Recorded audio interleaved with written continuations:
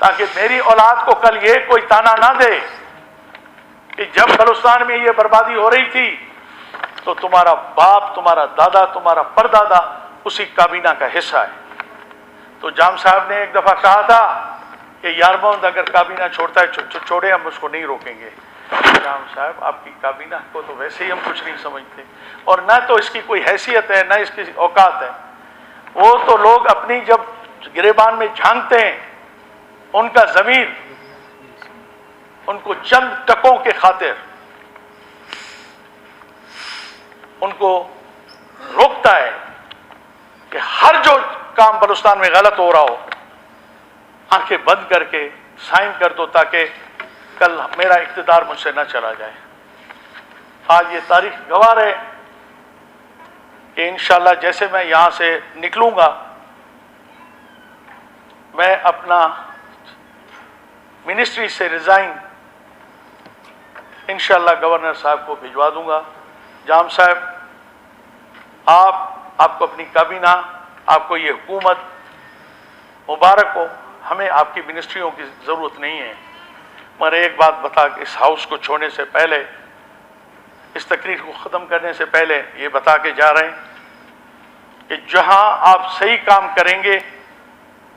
اس میں ہم آپ کے ساتھ ہوں گے۔ جب بلوچستان کے مفادات، اس سرزمین، اس دھرتی، یہاں کے لوگوں کو بیچا گیا تو انشاءاللہ سب سے پہلے اگر کوئی رکاوٹ بنے گی تو وہ سردار یارمند رند تمہارے لیے بنے گا۔ تم خوش نصیب تھے کہ 3 سال تم نے حکمرانی کی،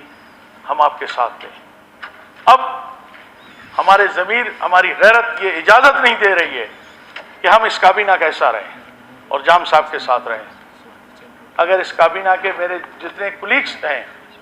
اگر کبھی میری ایسی کوئی بات ہوئی ہو جس سے ان کو تکلیف پہنچی ہو یا ان کی دل شکنی ہوئی ہو تو میں ان سے ذاتی طور پہ معافی مانگتا ہوں، اور میں آپ کا اور اس پورے ہاؤس کا شکر گزار ہوں جنہوں نے جتنا عرصہ میں اس اسمبلی میں رہا، جس طرح انہوں نے مجھے پیار اور محبت دیا، اور میں ساری اسمبلی کے ایک ایک فرد اور وہاں گیٹ پہ کھڑے ہوئے،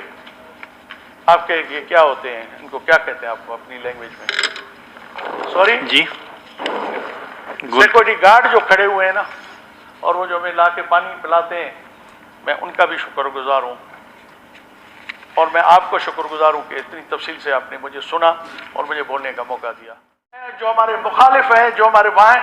ان کو چوکیوں پہ بٹھا دیا گیا ہے کولپور سے ڈاڈر تک،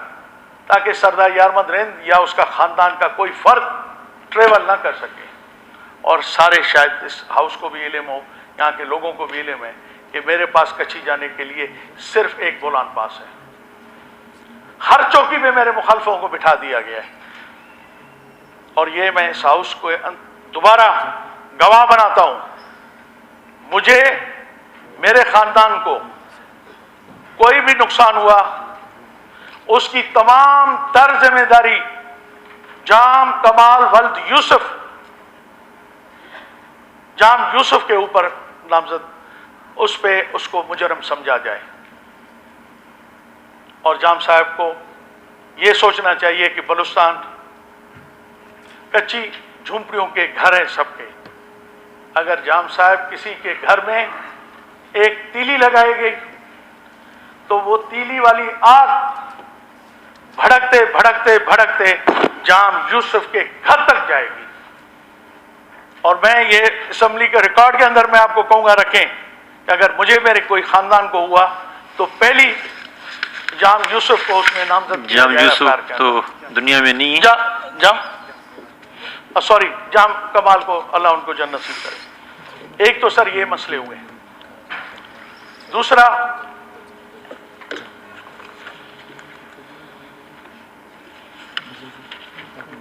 میرے خیال میں نے ٹائم تو کافی لے لیا ہے میری اسپیچ کا، پوائنٹس تو اتنے زیادہ ہیں۔ اچھا سر، ایک اور کام، ہمیشہ یہاں کہا جاتا ہے کہ بلوچ پختون یہاں کے لوکل اقتدار کے سامنے جھک جاتے ہیں، پیسوں کے سامنے سر جھکا دیتے ہیں، اور پیسوں کے اور عہدوں کے لیے، اس کی لالچ کے لیے اپنا ضمیر اور غیرت بیچ دیتے ہیں۔ آج میں بلوچستان کے لوگوں کو گواہ بنا رہا ہوں کہ ہوں گے، بدقسمتی سے ان لوگوں کو آپ نے نامزد کیا ہوگا، مگر سارے لوگ ایک جیسے نہیں ہیں۔ ہمارے اس دھرتی میں ہم پیدا ہوئے ہیں، اس کے لوگوں کے ساتھ ہم نے عشق کیا ہے اور یہ خواہش کی ہے